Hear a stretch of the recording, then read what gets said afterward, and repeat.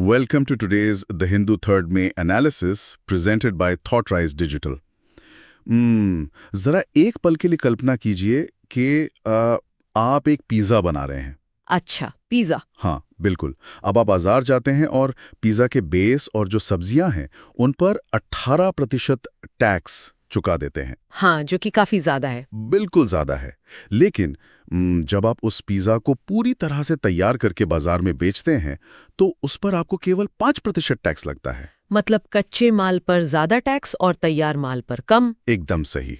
सुनने में ये गणित बहुत ही बेतुका लगता है ना? हाँ। लेकिन असल में यही वो अजीबोगरीब और उलझा हुआ टैक्स का ढांचा है जो इस वक्त पूरे हमारे भारत के मेडिकल सप्लाई चेन और छोटे उद्योगों का दम घोट रहा है। ओहो, ये तो वाकई एक बहुत गंभीर मुद्दा है ना? तो आज इस दिलचस्प आर्थिक पहेली से लेकर अंतर्राष्ट्रीय कूटनीति और क्वांटम फिजिक्स तक हम बहुत कुछ डिकोड करने वाले हैं।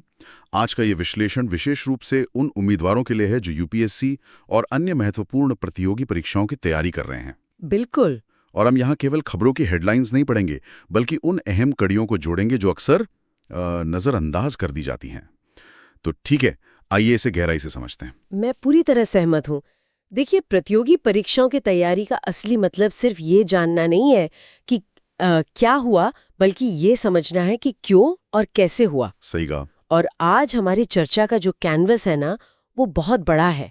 मतलब हम ये समझेंगे कि कैसे एक छोटी सी विधायी नीति देश के पूरे चुनावी नक्शे को बदल सकती है। कैसे मध्य पूर्व में हो रही हथियारों की होड़ भारत की ऊर्जा सुरक्षा को खतरे में डाल रही है और कैसे युद्ध के मैदान में एक साधारण सी फाइबर ऑप्टिक केबल दुनिया की सबसे आधुनिक सिग्नल जैमिंग टेक्निक को पूरी तरह से बेकार कर रही है। अरे वाह, ये तो बहुत ही रोमांचक होने वाला है। तो चलिए इस व्यापक चर्चा की शुरुआत राज्य व्यवस्था और शासन के मूलभूत ढांचे यानी पॉलिटी से करते हैं। चलिए। तो पश्चिम बंगाल से एक बहुत ही अहम खबर आई है जिसने चुनाव आयोग की शक्तियों पर फिर से रोशनी डाली है। हाँ, टीएमसी वाली याचिका की बात कर रहे हैं ना? बिल्कुल। तृणमूल कांग्रेस ने सुप्रीम कोर्ट में एक याचिका दायर की थी। इसमें उन्होंने मतदान केंद्रों पर विशेष रूप से केंद्र सरकार के कर्मचारियों की नियुक्ति पर पक्षपात का आरोप लगाया था। जो कि चुनाव के दौरान अक्सर देखने को मिलता है। हाँ, लेकिन सुप्रीम कोर्ट ने इसे साफ तौर पर खारिज कर दिया है। अदालत ने बहुत स्पष्ट किया है कि चुनाव ड्यूटी के दौरान राज्य या केंद्र के सभी अधिकारी चुनाव आयोग के नियंत्रण में होते हैं। बिल्कुल। तो मेरा सवाल यह है कि क्या इसके पीछे संविधान का वो मूल ढांचा है जो चुनाव आयोग को एक तरह से सुपर गवर्नमेंट जैसी शक्ति दे देता है? देखिए, इसे सुपर गवर्नमेंट कहना तो थोड़ा अतिशयोक्ति हो जाएगा, लेकिन चुनाव की अवधि के दौरान हाँ, चुनाव आयोग के पास असाधारण प्रशासनिक नियंत्रण जरूर होता है। मतलब वो कुछ समय के लिए सर्वोपरि होते हैं। सही कहा। इसके पीछे की कार्यप्रणाली को समझना बहुत जरूरी है। संविधान के अनुच्छेद 324 के तहत चुनावों के अधीक्षण, निर्देशन और नियंत्रण की पूरी जिम्मेदारी चुनाव आयोग की है। अनुच्छेद 324। बिल्कुल। अब देखिए, जब किसी राज्य में चुनाव होते हैं तो वहां की राज्य सरकार का अपना एक राजनीतिक हित हो सकता है। स्वाभाविक है। तो ऐसे में निष्पक्षता सुनिश्चित करने के लिए जैसे ही कोई सरकारी कर्मचारी, चाहे वो राज्य पुलिस का हो या केंद्र सरकार के किसी विभाग का, अगर वो चुनाव ड्यूटी पर आता है तो वो व्यवहारिक रूप से चुनाव आयोग का कर्मचारी बन जाता है। अच्छा, मतलब उसका अपनी मूल सरकार से कोई लेना देना नहीं रहता उस दौरान? एकदम नहीं। उसका ट्रांसफर, पोस्टिंग या निलंबन सब आयोग के हाथ में होता है। और सुप्रीम कोर्ट का ये फैसला इसी व्यवस्था को और मजबूत करता है कि चुनाव आयोग के काम में कोई भी राजनीतिक दल हस्तक्षेप नहीं कर सकता। चलिए, ये तो प्रशासनिक नियंत्रण की बात हुई, लेकिन अगर हम खुद जनप्रतिनिधियों के नियंत्रण की बात करें तो कर्नाटक से एक बहुत बड़ा राजनीतिक घटनाक्रम सामने आया है। हाँ, विधायक विनय कुलकर्णी का मामला। बिल्कुल। कर्नाटक विधानसभा ने कांग्रेस विधायक विनय कुलकर्णी को अयोग्य घोषित कर दिया है और इसका जो आधार बताया गया है वो है संविधान का अनुच्छेद 191 क्लॉज 1 सब क्लॉज ई, क्योंकि उन्हें एक हत्या के मामले में दोषी ठहराया गया है। लेकिन मैं ये जानना चाहता हूं कि ये प्रक्रिया असल में काम कैसे करती है। मतलब कोई विधायक अचानक से अयोग्य कैसे हो जाता है? कानूनी तंत्र काम करता है। देखिए, अनुच्छेद 191 जो है ना, वो अपने आप में कोई सजा तय नहीं करता। अच्छा, तो फिर सजा कौन तय करता है? असल में ये अनुच्छेद सिर्फ इतना कहता है कि अगर संसद द्वारा बनाए गए किसी कानून के तहत कोई व्यक्ति अयोग्य है तो वो विधानसभा का सदस्य नहीं रह सकता। समझ गया। तो वो संसद का कानून कौन सा है? वो है जन प्रतिनिधित्व अधिनियम 1951, मतलब representation of the people act. जी। इस अधिनियम की धारा 8 ये बहुत स्पष्ट करती है कि यदि किसी जनप्रतिनिधि को किसी आपराधिक मामले में 2 साल या उससे अधिक की सजा सुनाई जाती है तो वो तत्काल प्रभाव से अयोग्य हो जाता है। तत्काल प्रभाव से मतलब कोई अपील का समय नहीं? बिल्कुल नहीं। लिली थॉमस मामले में 2013 के सुप्रीम कोर्ट के फैसले के बाद से ये अयोग्यता तुरंत लागू होती है। इसमें कोई ग्रेस पीरियड नहीं मिलता। अरे बाप रे। अब यहाँ ये विषय वास्तव में बहुत दिलचस्प हो जाता है। कैसे? देखिए, जब हम नेताओं और विधायकों की शुचिता की बात करते हैं तो नियम बहुत सख्त लगते हैं, 2 साल की सजा और तुरंत छुट्टी। सही बात है। लेकिन जरा सोचिए, जब सवाल खुद उस संस्था पर उठे जो न्याय करती है तो क्या होता है। मेरे पास यहाँ कुछ चौंकाने वाले आंकड़े हैं। बताइए। 2016 से 2025 के बीच देश भर में मौजूदा जजों के खिलाफ 8,630 शिकायतें दर्ज की गई हैं। 8,000 से ज्यादा, ये तो बहुत बड़ा नंबर है। हाँ, और इसी बीच इलाहाबाद हाईकोर्ट के जज यशवंत वर्मा ने इस्तीफा दे दिया क्योंकि उन पर बेहिसाबी नकदी से जुड़े बहुत ही गंभीर आरोप लगे थे। तो इतनी सारी शिकायतें हैं लेकिन जमीनी कार्रवाई बहुत कम दिखती है। ऐसा क्यों लगता है कि न्यायपालिका खुद को जवाबदेह ठहराने के मामले में एक बंद कमरे की तरह काम करती है? ये ऐसा है जैसे किसी जटिल मशीन का चेक इंजन लाइट अचानक से जलने लगे और कोई ध्यान न दे। आपकी ये चिंता न्यायिक जवाबदेही या जुडिशियल अकाउंटेबिलिटी की उस लंबी बहस का केंद्र है जो दशकों से चल रही है। हाँ। देखिए, न्यायपालिका की स्वतंत्रता लोकतंत्र के लिए बहुत आवश्यक है, लेकिन यही स्वतंत्रता कभी-कभी जवाबदेही के रास्ते में आ जाती है। मतलब उन्हें हटाना मुश्किल है। बहुत मुश्किल। हमारे देश में किसी जज को हटाने की प्रक्रिया इतनी जटिल है कि उसे व्यावहारिक रूप से असंभव बना दिया गया है। इसके लिए कोई कानून है क्या? हाँ, इसके लिए जजेस इंक्वायरी एक्ट 1968 का पालन करना होता है।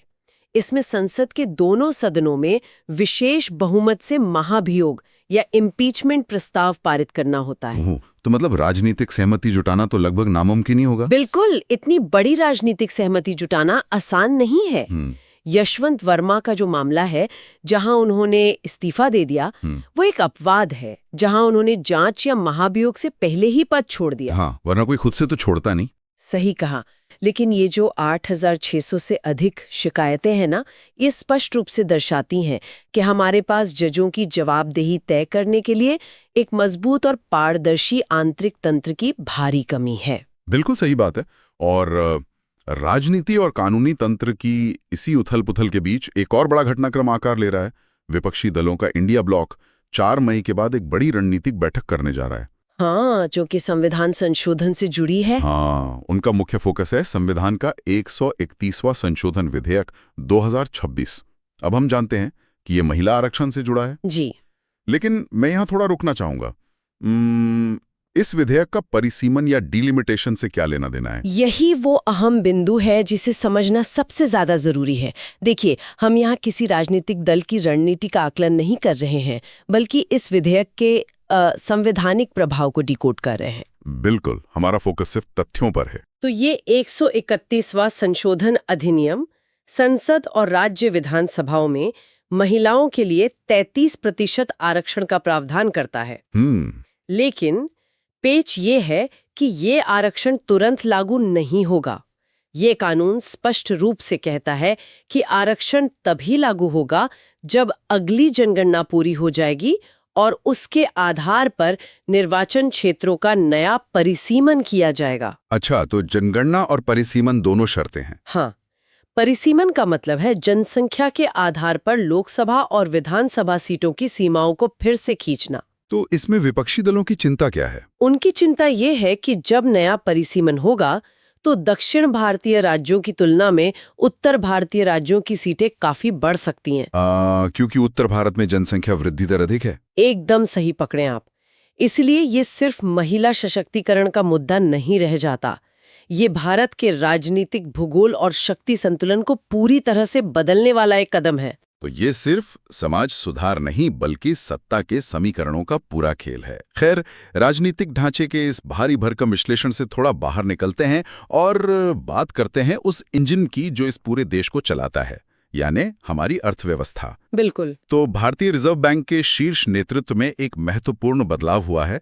केंद्र सरकार ने रोहित जैन को 3 साल के लिए नया डिप्टी गवर्नर नियुक्त किया है। हाँ, जो टी रवि शंकर की जगह लेंगे। जी हाँ, लेकिन आरबीआई से बाहर निकलकर अगर हम ग्राउंड जीरो पर आएं तो एमएसएमई सेक्टर में एक बड़ा संकट मंडरा रहा है। मैंने शुरुआत में जो पिज्जा बेस का उदाहरण दिया था ना, वो दरअसल फार्मास्यूटिकल सेक्टर में लागू हो रहा है। हाँ, इन्वर्टेड ड्यूटी स्ट्रक्चर की समस्या। बिल्कुल। जीएसटी 2.0 के तहत एक उल्टा शुल्क ढांचा बन गया है। कच्चे माल यानी जो एपीआई होते हैं उन पर 18% टैक्स है और तैयार दवाओं पर केवल 5%। ये एमएसएमई को कैसे बर्बाद कर रहा है? क्या ये ऐसा नहीं है जैसे पिज्जा के बेस और सब्जियों की कीमत पूरे तैयार पिज्जा से ज्यादा हो? बिल्कुल ऐसा ही है। आपका वो पिज्जा वाला उदाहरण इस जटिल इन्वर्टेड ड्यूटी स्ट्रक्चर को समझने का सबसे सटीक तरीका है। जब कच्चे माल पर टैक्स अंतिम उत्पाद पर टैक्स से ज्यादा होता है तो पूरा का पूरा आर्थिक चक्र ही उल्टा घूम जाता है। मतलब व्यापारियों का पैसा फंस जाता है? जी, इसे ऐसे समझें कि एक छोटा फार्मा उद्योग 100 रुपए का कच्चा माल खरीदता है और उस पे 18 रुपए जीएसटी देता है। ठीक है। अब जब वो उस दवा को बनाकर बेचता है तो ग्राहक से केवल 5 रुपए जीएसटी वसूलता है। अब सरकार के पास उस उद्योग के 13 रुपए अतिरिक्त जमा हो गए हैं, जिसे हम इनपुट टैक्स क्रेडिट या आईटीसी कहते हैं। बिल्कुल। और नियम के अनुसार सरकार को ये पैसा रिफंड करना चाहिए, लेकिन रिफंड की प्रक्रिया इतनी जटिल और धीमी है कि महीनों तक वो पैसा फंसा रहता है। ओहो, तो बड़ी कंपनियों को तो शायद इतना फर्क नहीं पड़ता होगा। एकदम सही। बड़ी फार्मा कंपनियों के पास करोड़ों का कैश रिजर्व होता है, वो इंतजार कर सकती हैं। लेकिन एक छोटे एमएसएमई की कार्यशील पूंजी या जो वर्किंग कैपिटल है वो इसी रिफंड में अटक जाती है और नकदी के अभाव में उद्योग बंद होने की कगार पर पहुंच जाते हैं। बिल्कुल, यही हो रहा है। ये तो सीधे सीधे व्यापार करने की भावना को ही खत्म करने जैसा है। लेकिन अर्थव्यवस्था के एक दूसरे छोर पर हमें तेजी से काम होता दिख रहा है, और वो है इंफ्रास्ट्रक्चर। हाँ, बुनियादी ढांचे में काफी काम हो रहा है। मुंबई पुणे एक्सप्रेसवे का जो 13.3 किलोमीटर लंबा मिसिंग लिंक प्रोजेक्ट था वह बनकर तैयार है और उसका उद्घाटन भी हो गया है। खंडाला घाट वाला इलाका। हाँ, अब इस प्रोजेक्ट की लागत है 6,700 करोड़ रुपए। इसकी सबसे खास बात यह है कि ये कुख्यात खंडाला घाट को बाईपास करेगा, जिससे समय बचेगा। बिल्कुल, इससे यात्रा के समय में 25 से 30 मिनट की कमी आएगी। लेकिन एक आम सवाल ये उठता है कि क्या 25 मिनट बचाने के लिए 6,700 करोड़ रुपए खर्च करना कोई समझदारी भरा आर्थिक फैसला है? देखिए, अगर हम इसे केवल एक कार में बैठे यात्री के नजरिए से देखेंगे तो ये बहुत महंगा लगेगा। हाँ। लेकिन अगर हम इसे व्यापक संदर्भ से जोड़कर देखें ना, तो ये 25 मिनट देश की अर्थव्यवस्था के लिए करोड़ों रुपए बचाते हैं। वो कैसे? खंडाला घाट पर जो चढ़ाई है वहां हजारों भारी ट्रक हर रोज घंटों ट्रैफिक में रेंगते हैं। उनका ईंधन जलता है, माल पहुंचने में देरी होती है और दुर्घटनाओं का खतरा हमेशा बना रहता है। हाँ, वो तो एक बड़ा बॉटलनेक है। बिल्कुल। तो जब आप इस बॉटलनेक को खत्म करते हैं तो माल की आवाजाही तेज हो जाती है, लॉजिस्टिक्स की लागत कम हो जाती है और हमारी जो सप्लाई चेन है वो कहीं अधिक कुशल हो जाती है। मतलब इसका सीधा फायदा उद्योगों को होता है। जी, बुनियादी ढांचा जब इस स्तर पर सुधरता है तो वो सीधे तौर पर बड़े निवेशों को आकर्षित करता है। और शायद यही कारण है कि हम गुजरात जैसे राज्यों में इतना भारी निवेश आते हुए देख रहे हैं। वाइब्रेंट गुजरात की रिपोर्ट देखी आपने? हाँ, हाल ही में हुए वाइब्रेंट गुजरात रीजनल कॉन्फ्रेंस के आंकड़े सचमुच शानदार हैं। वहाँ 2,792 एमओयू पर हस्ताक्षर किए गए हैं। ये एक बहुत बड़ा आंकड़ा है। बिल्कुल, और उम्मीद है कि इससे 3,53,306 करोड़ रुपए का निवेश आएगा और लगभग 2,82,000 प्रत्यक्ष नौकरियां पैदा होंगी। लेकिन ये सब विकास तभी संभव है जब हमारे पास इस पूरे तंत्र को चलाने के लिए पर्याप्त ऊर्जा हो। ऊर्जा के बिना तो कोई उद्योग चल ही नहीं सकता। एकदम सही। और यहीं से घरेलू अर्थव्यवस्था सीधे अंतर्राष्ट्रीय कूटनीति से जुड़ जाती है। एक बहुत ही चौंकाने वाली खबर है कि 1 मई 2026 को संयुक्त अरब अमीरात्स यानी यूएवी आधिकारिक तौर पर ओपेक और ओपेक प्लस से बाहर हो जाएगा। जी, ये ऊर्जा बाजार के लिए बहुत बड़ी खबर है। उन्होंने इसके पीछे उत्पादन लचीलेपन का तर्क दिया है। तो आखिर इन सब का मतलब क्या है? क्या इससे भारत को सस्ता तेल मिलेगा? क्या हम अपनी करेंसी में व्यापार कर पाएंगे? देखिए, ये इतना सीधा बिल्कुल नहीं है। हालांकि सतह पर ये भारत के लिए एक बड़ा अवसर जरूर लगता है। तो इसमें पेंच क्या है? ओपेक एक कार्टेल है जो दुनिया भर में तेल की कीमतों को नियंत्रित करने के लिए हर देश का उत्पादन कोटा तय करता है। यूएई इस कोटे से खुश नहीं था, क्योंकि वो ज्यादा तेल बेचना चाहता था। बिल्कुल। उसके पास तेल उत्पादन क्षमता बहुत अधिक है, लेकिन नियमों के कारण वो बेच नहीं पा रहा था। जब यूएई 2026 में बाहर होगा तो वो बाजार में ज्यादा तेल उतारेगा, जिससे कीमतें गिर सकती हैं। और भारत को इसका फायदा होगा? जी, क्योंकि भारत दुनिया का तीसरा सबसे बड़ा तेल उपभोक्ता है और यूएई के साथ हमारे बहुत ही गहरे रणनीतिक संबंध हैं। हम रुपये और दिरहम में द्विपक्षीय भुगतान की दिशा में भी काम कर रहे हैं। लेकिन मेरी शंका यहीं से शुरू होती है। कैसी शंका? आप ऊर्जा सुरक्षा की बात कर रही हैं, लेकिन क्या हम मध्य पूर्व की उस भू राजनीतिक आग को नजरअंदाज नहीं कर रहे हैं? तनाव तो वहां चरम पर है। बिल्कुल। ओपेक से यूएई के बाहर आने का फायदा हमें तब मिलेगा ना, जब तेल के टैंकर सुरक्षित रूप से भारत पहुंचेंगे। और इस वक्त मध्य पूर्व का हाल ये है कि ईरान की सेना ने अमेरिका को नए संघर्ष की चेतावनी दे दी है। जी। वहीं दूसरी तरफ अमेरिका ने अपने मध्य पूर्वी सहयोगियों के लिए 8.6 बिलियन डॉलर के सैन्य हथियारों की बिक्री को मंजूरी दे दी है। अगर वहां युद्ध भड़कता है तो होर्मुज जलडमरू मध्य ब्लॉक हो सकता है और फिर कोई फर्क नहीं पड़ता कि यूएई कितना तेल निकाल रहा है। आपका ये आकलन बिल्कुल सटीक है और यही कूटनीति की सबसे बड़ी चुनौती है। देखिए, भारत के विदेश नीति का मुख्य आधार रणनीतिक स्वायत्तता है। एक तरफ हमें ईरान के साथ भी अच्छे संबंध रखने हैं क्योंकि वह हमारा चाबहार बंदरगाह है, और दूसरी तरफ हमें अमेरिका और यूएई की भी जरूरत है। तो भारत खुद को कैसे सुरक्षित कर रहा है? इस वैश्विक अस्थिरता के बीच भारत केवल दूसरों पर निर्भर नहीं रह सकता। हमें अपनी उपस्थिति मजबूत करनी होगी ताकि हमारी समुद्री आपूर्ति श्रृंखला सुरक्षित रहे। और मुझे लगता है कि इसी रणनीति के तहत भारत ने एक बहुत ही ऐतिहासिक कदम उठाया है। हाँ, शिपयार्ड वाले अधिग्रहण की बात कर रहे हैं आप? जी। भारत के मजगांव डॉक लिमिटेड ने श्रीलंका के कोलंबो डॉकयार्ड पीएलसी में 250 करोड़ रुपए खर्च करके 51% हिस्सेदारी खरीद ली है। यह भारत का पहला अंतर्राष्ट्रीय शिपयार्ड अधिग्रहण है। यह सिर्फ एक व्यापारिक सौदा तो नहीं लगता? बिल्कुल नहीं।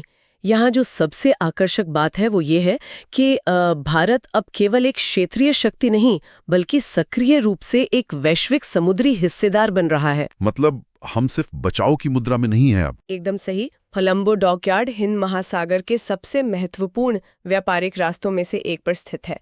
वहाँ 51% हिस्सेदारी होने का मतलब है कि अब भारत के पास श्रीलंका में जहाज़ों के निर्माण और मरम्मत का पूरा नियंत्रण है।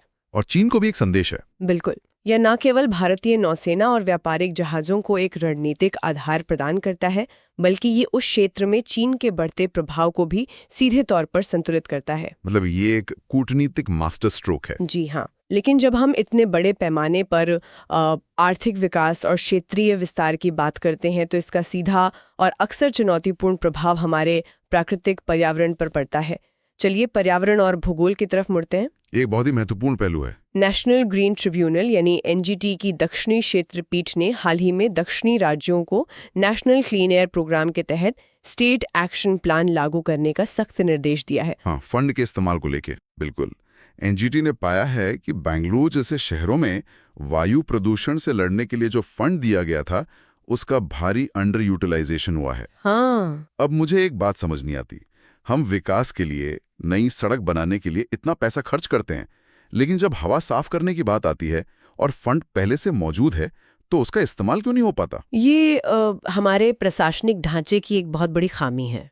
देखिए, समस्या फंड की कमी नहीं है, बल्कि तकनीकी क्षमता और विभागों के बीच तालमेल की कमी है। कैसे? थोड़ा विस्तार से बताएं। जब एक सड़क बनानी होती है तो नेशनल हाईवे अथॉरिटी जैसी एक संस्था पूरी तरह से जिम्मेदार होती है, लेकिन जब शहर की हवा साफ करनी होती है तो नगर निगम, प्रदूषण नियंत्रण बोर्ड और परिवहन विभाग सबको मिलकर काम करना पड़ता है। और वहीं सारा मामला उलझ जाता है। बिल्कुल। अक्सर नगर निगमों के पास ये समझ ही नहीं होती कि वायु प्रदूषण से निपटने के लिए आधुनिक उपकरणों को कैसे लागू किया जाए। इसका परिणाम ये होता है कि फंड बैंक खातों में पड़ा रहता है और हम जहरीली हवा में सांस लेते रहते हैं। और ये शहरीकरण और जैव विविधता का जो टकराव है, ये सिर्फ हवा तक सीमित नहीं है। हैदराबाद में केबीआर नेशनल पार्क के ठीक बगल में 1090 करोड़ रुपए का एक विशाल HCT प्रोजेक्ट प्रस्तावित है। हाँ, जिसके खिलाफ बहुत विरोध प्रदर्शन हो रहे हैं। जी, पर्यावरणविदों का कहना है कि ये पार्क 600 प्रकार की वनस्पतियों और लगभग 100 से 140 पक्षियों की प्रजातियों का घर है। अगर इसके मुहाने पर इतना बड़ा कंक्रीट का जंगल खड़ा कर दिया गया तो ये पूरा इकोसिस्टम ही नष्ट हो जाएगा। इसे इको सेंसिटिव जोन के नजरिए से समझना होगा। हर नेशनल पार्क के चारों ओर एक बफर जोन होता है, जिसका उद्देश्य वन्य जीवों को शहरीकरण के झटके से बचाना होता है। तो ये प्रोजेक्ट उस जोन का उल्लंघन कर रहा है। बिल्कुल। केबिया नेशनल पार्क हैदराबाद के बीचों बीच एक हरे फेफड़े की तरह काम करता है। जब आप इतना बड़ा कमर्शियल प्रोजेक्ट इसके इतने करीब बनाते हैं तो वहाँ भारी मशीनों का शोर, रात दिन जलने वाली लाइटें और प्रदूषण वन्य जीवों के प्राकृतिक आवास को हमेशा के लिए बर्बाद कर देते हैं। ये तो सीधे सीधे विनाश है। जी, ये अल्पकालिक मुनाफे के लिए दीर्घकालिक पारिस्थितिकी को दांव पर लगाने जैसा है। ये एक बहुत ही डरावनी तस्वीर है। हालांकि पर्यावरण और आपदाओं के बीच खुद को सुरक्षित रखने के लिए हम तकनीक का भी बेहतरीन इस्तेमाल कर रहे हैं। C-DOT वाले अलर्ट सिस्टम की बात कर रहे हैं आप? बिल्कुल। केंद्र सरकार ने C-DOT और राष्ट्रीय आपदा प्रबंधन प्राधिकरण के सहयोग से एक स्वदेशी सेल ब्रॉडकास्ट अलर्ट सिस्टम विकसित किया है। हाँ। ये सिस्टम अनिवार्य रूप से पूरे देश की जेब में एक डिजिटल सायरन होने जैसा है, जो आपात स्थिति में जीवन बचा सकता है। लेकिन ये तकनीक सामान्य SMS से अलग कैसे है? देखिए, ये SMS से बहुत आगे की तकनीक है। जब कोई आपदा आती है तो मोबाइल नेटवर्क पर बहुत ज्यादा कंजेशन हो जाता है। हाँ, सब लोग एक दूसरे को फोन करने लगते हैं। बिल्कुल, जिससे SMS घंटों तक डिले हो सकते हैं। लेकिन ये जो सेल ब्रॉडकास्ट तकनीक है ना, ये किसी विशिष्ट व्यक्ति के फोन नंबर को नहीं खोजती। अच्छा, तो फिर ये मैसेज कैसे भेजती है? ये उस इलाके के सभी मोबाइल टावरों को सीधे कमांड देती है कि आपके रेंज में जितने भी फोन हैं, उन सभी पर तुरंत ही अलर्ट फ्लैश कर दो। इसमें नेटवर्क कंजेशन का कोई असर नहीं होता। अरे वाह, मतलब सुनामी या फ्लैश फ्लड जैसी स्थितियों में ये तो सच में जीवन रक्षक है। बिल्कुल, जहां एक एक सेकंड कीमती होता है। तकनीक किस तरह जीवन बचाती है ये तो हमने देख लिया, लेकिन अब विज्ञान और तकनीक के उस पहलू पर आते हैं जो जीवन की परिभाषा को ही उलझा रहा है। सुप्रीम कोर्ट में जो ब्रेन डेथ वाला मामला चल रहा है। हाँ, सुप्रीम कोर्ट ब्रेन डेथ घोषित करने के लिए इस्तेमाल किए जाने वाले एपनिया टेस्ट के खिलाफ एक याचिका की जांच कर रहा है। हाँ। याचिकाकर्ताओं का दावा है कि यह टेस्ट सेरेब्रल ब्लड फ्लो को कम करके वास्तव में ब्रेन डेथ का कारण बन सकता है। ये टेस्ट असल में है क्या, और ये चिकित्सा कानूनी दुविधा क्यों बन गया है? इसे समझने के लिए हमें कोमा और ब्रेन डेथ के बीच का अंतर समझना होगा। ठीक है। ब्रेन डेथ का मतलब है कि मस्तिष्क का वो हिस्सा जिसने सांस लेने जैसी बुनियादी गतिविधियों को नियंत्रित करना है, उसने काम करना पूरी तरह बंद कर दिया है। तो ये टेस्ट कैसे होता है? एपनिया टेस्ट ये सुनिश्चित करने के लिए किया जाता है कि क्या मरीज खुद सांस ले सकता है या नहीं। इसके लिए डॉक्टरों को मरीज को कुछ समय के लिए वेंटिलेटर से हटाना पड़ता है ताकि शरीर में कार्बन डाइऑक्साइड का स्तर बढ़े। बिल्कुल, और सामान्य स्थिति में कार्बन डाइऑक्साइड बढ़ते ही मस्तिष्क सांस लेने का संकेत देता है। ठीक है। तो इसमें समस्या क्या है? याचिकाकर्ताओं का तर्क ये है कि वेंटिलेटर से हटाने के दौरान जो ऑक्सीजन की कमी होती है वो मस्तिष्क में रक्त प्रवाह को और भी कम कर देती है। मतलब जिस टेस्ट से हम चेक कर रहे हैं वही टेस्ट मौत का कारण बन सकता है? यही तो डर है। ये एक बहुत बड़ा नैतिक संकट है। अगर ये टेस्ट अवैध हो गया तो देश का पूरा अंग प्रत्यारोपण ढांचा रुक सकता है, क्योंकि इसी प्रमाण पत्र पर अंगदान होता है। बाप रे, ये वास्तव में एक रोंगटे खड़े कर देने वाली दुविधा है। खैर, विज्ञान की बात हो रही है तो भौतिकी की दुनिया की भी एक बड़ी खबर ले लेते हैं। हाँ, म्यूऑन वाला अध्ययन। जी, प्रतिष्ठित नेचर पत्रिका में एक नया अध्ययन छपा है। ये बताता है कि म्यूऑन G2 एनोमली शायद अब हमेशा के लिए गायब हो जाए। मैं इसे थोड़ा सरल करने की कोशिश करता हूँ। बिल्कुल। म्यूऑन एक कण है और वो चुंबकीय क्षेत्र में वैसा व्यवहार नहीं कर रहा था जैसी स्टैंडर्ड मॉडल ने भविष्यवाणी की थी। तो सबको लगा कि शायद कोई नया भौतिकी का नियम मिल गया है। हाँ, लेकिन अब लैटिस QCD का उपयोग करके की गई नई गणनाएं कहती हैं कि सब कुछ स्टैंडर्ड मॉडल के साथ मेल खाता है। तो ये लैटिस QCD क्या भला है? देखिए, ये एक बहुत ही महत्वपूर्ण प्रश्न खड़ा करता है कि हमारी वैज्ञानिक समझ कितनी तेजी से खुद को सुधार रही है। क्वांटम दुनिया में कणों के बीच लगने वाला बल इतना जटिल होता है कि उसे कागज पर हल नहीं किया जा सकता। इसलिए वैज्ञानिक लैटिस QCD का उपयोग करते हैं। ये कोई सुपर कंप्यूटर तकनीक है? हाँ, वे एक सुपर कंप्यूटर में स्पेस और टाइम का एक ग्रिड या लैटिस बनाते हैं और उसमें इन कणों के व्यवहार की गणना करते हैं। पहले गणनाएं सटीक नहीं थीं, इसलिए विसंगति दिखी। और अब सुपर कंप्यूटर से पता चला कि हमारी पुरानी गणित ही गलत थी। एकदम सही। म्यूऑन बिल्कुल वैसा ही व्यवहार कर रहा है जैसा स्टैंडर्ड मॉडल कहता है। मतलब हमारी पुरानी गलती का सुधार हो गया। और तकनीक किस तरह चीजों को बदलती है, इसका एक और उदाहरण रक्षा प्रौद्योगिकी से आया है। Fibre optic guided drone. बिल्कुल। रूस, यूक्रेन और पश्चिमी एशिया संघर्षों में ये ड्रोन गेम चेंजर साबित हुए हैं। हाँ, क्योंकि वे इलेक्ट्रॉनिक जैमिंग से पूरी तरह सुरक्षित हैं। क्या मैं इसे ऐसे समझूं कि ये वैसी बात है जैसे हवा में वाईफाई को हैक करना आसान है, लेकिन अगर कंप्यूटर में सीधे लैन केबल लगी हो तो उसे हवा से हैक नहीं किया जा सकता? ये एकदम सटीक तुलना है। आधुनिक युद्धों में रेडियो सिग्नल्स को जैम किया जाता है, जिससे ड्रोन गिर जाते हैं, लेकिन ये ड्रोन अपने साथ एक बहुत ही पतली फाइबर ऑप्टिक केबल लेकर उड़ते हैं, जो कई किलोमीटर लंबी होती है। जी, सारा डेटा इसी तार के अंदर प्रकाश के रूप में यात्रा करता है। कोई रेडियो तरंग हवा में नहीं होती, इसलिए इसे किसी भी मशीन से जैम नहीं किया जा सकता। अरे वाह, ये तो रातों रात इलेक्ट्रॉनिक वॉरफेयर सिस्टम को बेकार करने वाली तकनीक है। खैर, अंततः तकनीक, कानून और विकास का सारा उद्देश्य समाज को आकार देना है। चलिए हमारे विश्लेषण के अंतिम खंड की ओर बढ़ते हैं। सामाजिक मुद्दे और संक्षिप्त खबरें। जी, सबसे पहले 2027 की जनगणना के पहले चरण के लिए स्वगणना ऑनलाइन पोर्टल पर सरकार ने स्पष्टीकरण दिया है। मतलब नागरिक खुद अपनी जानकारी दर्ज कर सकेंगे। बिल्कुल। इसके अलावा नियुक्तियों में एक अहम खबर है। प्रसिद्ध गीतकार प्रसून जोशी को प्रसार भारती का अध्यक्ष नियुक्त किया गया है। अब शिक्षा और समाज सुधार की बात करते हैं। मद्रास हाईकोर्ट ने तमिलनाडु को निर्देश दिया है कि कक्षा 3 से 10 तक के सामाजिक विज्ञान पाठ्यक्रम में डॉक्टर BR अम्बेडकर पर पाठ अनिवार्य रूप से शामिल किए जाएं। ये एक बड़ा निर्देश है। और इसी के साथ बड़ौदा की MS यूनिवर्सिटी ने अपने समाजशास्त्र के पाठ्यक्रम में मोदी तत्व पर एक मॉड्यूल पेश किया है। देखिए, यहाँ मैं एक बात बहुत ही स्पष्ट रूप से कहना चाहूंगी। जी बिल्कुल कहें। चाहे वो तमिलनाडु में डॉक्टर अंबेडकर से जुड़ा हाईकोर्ट का निर्देश हो या बड़ौदा में पेश किया गया मोदी तत्व मॉड्यूल, हम इन जानकारियों को केवल और केवल एकेडमिक दृष्टिकोण से रिपोर्ट कर रहे हैं। एकदम सही बात है। हम किसी भी राजनैतिक विचारधारा या पाठ्यक्रम में हो रहे इन बदलावों का न तो समर्थन करते हैं और न ही विरोध। हमारा काम केवल उम्मीदवारों को अद्यतन तथ्यों से अवगत कराना है। बिल्कुल। एक विश्लेषक का काम सिर्फ तथ्यों को सामने रखना होता है, किसी पक्ष में खड़े होना नहीं। तो श्रोताओं, ये था हमारा आज का द हिंदू का विस्तृत विश्लेषण। हाँ, हमने चुनाव आयोग के नियमों से लेकर MSME की GST समस्याओं, वैश्विक कूटनीति, KVR नेशनल पार्क के पर्यावरण संकट और म्यूऑन भौतिकी तक कई अहम कड़ियों को जोड़ा। और आज हमने फाइबर ऑप्टिक ड्रोन से लेकर नई चिकित्सा बहसों तक बहुत सी नई तकनीकों और बदलावों पर चर्चा की। जी, इस पर विचार करें, क्या हमारी आधुनिक तकनीक की गति हमारी वर्तमान कानूनी और सामाजिक संरचनाओं को पीछे छोड़ रही है, या क्या हमारे संस्थान इन बदलावों को संभालने के लिए पर्याप्त रूप से तैयार हैं? ये एक ऐसा विचारणीय प्रश्न है जिसका कोई आसान जवाब नहीं है, लेकिन हमें इस पर सोचना जरूर होगा। इसी विचार के साथ हम इस गहन चर्चा का समापन करते हैं। सभी उम्मीदवारों को अध्ययन के लिए बहुत बहुत शुभकामनाएं।